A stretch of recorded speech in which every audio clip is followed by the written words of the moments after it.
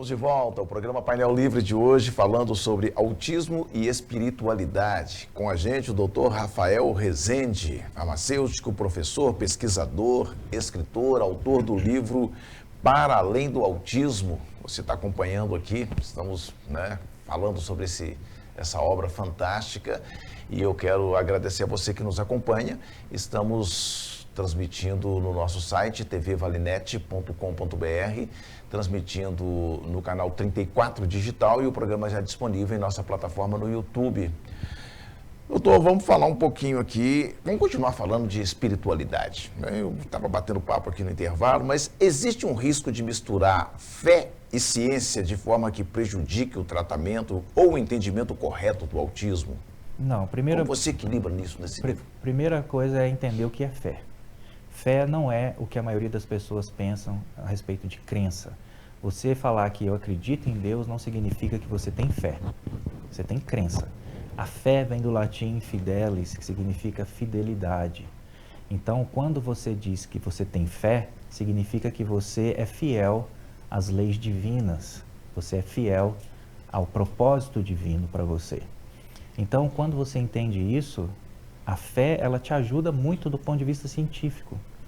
Porque se você pensar na palavra laboratório, que é onde eu trabalho, todo mundo já ouviu essa palavra, né? Agora, o que muitas pessoas não pensam é o que significa. Se você quebrar a palavra laboratório em duas, você vai ter o labor, que significa trabalho, e o oratório, que significa oração, que significa adoração. Então, o laboratório é o local onde o pesquisador, o cientista, desvenda os mistérios divinos, através, claro, da adoração às suas leis. Então, a fé é isso. Dentro de um laboratório, você está adorando e desvendando as leis divinas para melhorar a nossa vida aqui no planeta. Lá no início, quando a gente começou a bater esse papo, você disse que o autismo não tem cura, porque não é uma doença, né? Mas a aceitação da inclusão, como você trata isso no livro? Bom, eu trato de uma forma muito leve, né? De uma questão que a gente precisa, primeiramente, respeitar e amar aquela criança e entender que aquela diferença não significa um empecilho para a vida dela. Então, eu acredito que nas escolas, por exemplo, onde a criança também vai passar a maior parte, uma grande parte da sua vida, precisa ter pessoas, professores que são capacitados para isso, para incluir essas crianças na forma como elas lidam ali. Porque a gente estabeleceu, por algum motivo, né, que o comportamento da maioria das pessoas é o correto. Só que para a criança autista, o comportamento dela é correto, eles não conhecem outro comportamento. Então, para eles, as pessoas que são consideradas neurotípicas pela ciência e a medicina são atípicas. É um ponto de vista diferente. Então, você precisa entender esse lado dele para que você possa conseguir incluí-lo na sua turma, na sua casa, na sua vizinhança, entende? No seu bairro, né? É esse conhecimento, essa perspectiva diferente de que ele só tem uma visão diferente de como é a vida. Não quero romantizar isso, porque as pessoas às vezes me falam, você está romantizando o autismo. Não estou romantizando. Eu só estou fazendo com que as pessoas tentem entender, compreender de uma forma mais leve a perspectiva daquela criança. Porque aí você entende, né? Tudo bem, é assim que ele enxerga a vida. Então eu vou trazer ele para a minha vida da forma como ele entende a vida. Não adianta você entrar em conflito com uma coisa que ele não conhece. Eu vou pegar uma criança, ele tem pavor de ficar numa festa de aniversário de criança porque é muito barulhento e tem muita criança querendo brincar com ele. Aí você vai fazer um tratamento de choque. Pega aquela criança e joga numa festa cheia de criança. Ele vai entrar em pânico. Você vai elevar os níveis de ansiedade dele ao ponto que você vai descompensar organicamente aquela criança. Então não é assim. Você vai ter que entender o lado dele para que você possa, aos pouquinhos, introduzir ele a um ambiente um pouco mais cheio, mais barulhento. Entende? Então é dessa forma, entender como a criança vê. O que tem mudado, ou o que mudou na compreensão médica ou na comunidade científica, né, vamos falar dessa forma, do autismo nos últimos anos e ainda não chegou para o grande público? Olha, Eu acredito que muitas das coisas, na verdade, está chegando muito mais coisa do que deveria. As desinformações, pessoas que se dizem muito entendidas, vão nas redes sociais e começam a falar, são influencers, né? Influenciadores, e começam a influenciar as pessoas nisso, naquilo.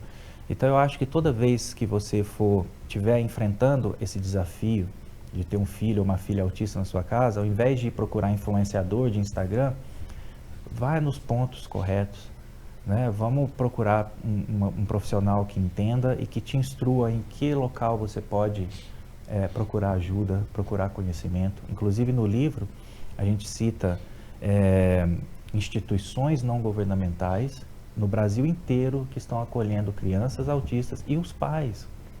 Está tudo ali escritinho, bonitinho no final do livro. Você vai ver, independente da região que você se encontra no Brasil, vai ter uma instituição preparada para te receber e para te orientar, que é o mais importante. Você teve experiências e passagens por universidades de ponta, pela Universidade de Ponta aqui no Brasil, e depois uma experiência em Harvard. Pouca coisa, né? Há uma discrepância muito grande, falando de Brasil e Estados Unidos, na forma de pesquisa, de magistério. Existe, porque aqui no Brasil o grande problema para um pesquisador é a burocracia que você tem que enfrentar para comprar seus reagentes para pesquisa.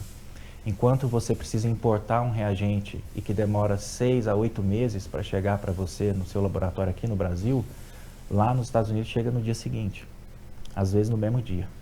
Então, existe essa diferença. A ciência lá é vista assim, muito mais relevante do que aqui. Muito do financiamento de pesquisa lá é feito por famílias que são ricas e que querem doar dinheiro para que possam curar ou desenvolver algum tratamento para uma doença que eles têm interesse, enquanto aqui você não vê isso. Então, assim, existe muito essa diferença da forma como a população enxerga a ciência. Lá eles dão muito valor à pesquisa, enquanto aqui não tem muito esse valor. O pesquisador é visto como uma pessoa que está desempregada e que não sabe o que quer. Tanto que você pode ter, alguém fala assim para sua família, para alguém mais antigo da sua família, eles te perguntam: o que você faz? Ah, eu estou fazendo mestrado, doutorado. Mas quando que você começa a trabalhar? Quando que você para de estudar? Entendeu? Isso não existe lá. Quando você fala, eu estou fazendo um doutorado, eles já olham, ó, meu Deus, esse tem a capacidade de mudar alguma coisa. Então essa é a grande diferença, é muito mais filosófica, eu diria. Para além do autismo, quem tiver interesse, aonde consegue?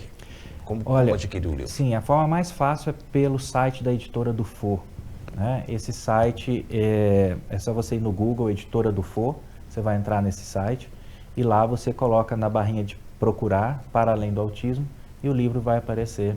Então eles entregam em qualquer lugar do Brasil e estão entregando também para fora do Brasil, em qualquer país que você estiver.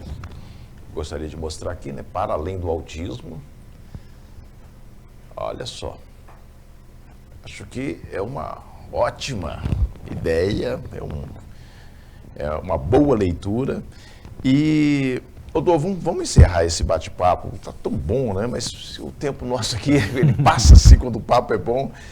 Que mensagem você deixa aqui para quem está nos assistindo e quer entender melhor ou lidar melhor com o autismo em casa, no trabalho, no seu dia a dia? É o que eu sempre falo, né? Ser pai e mãe atípico, né? Que a gente chama o pai e uma mãe de uma criança autípica, não é para quem quer, mas é para quem pode. Isso significa que quando você tem uma criança dessa na sua família, você foi escolhido a dedo, né? A sua responsabilidade é muito grande. Então, como tutor daquela criança, né? Porque na verdade ela é filha de Deus, como tutor dela, vamos fazer o possível, né? Para levá-la, para ter uma condição de vida melhor, mais independente.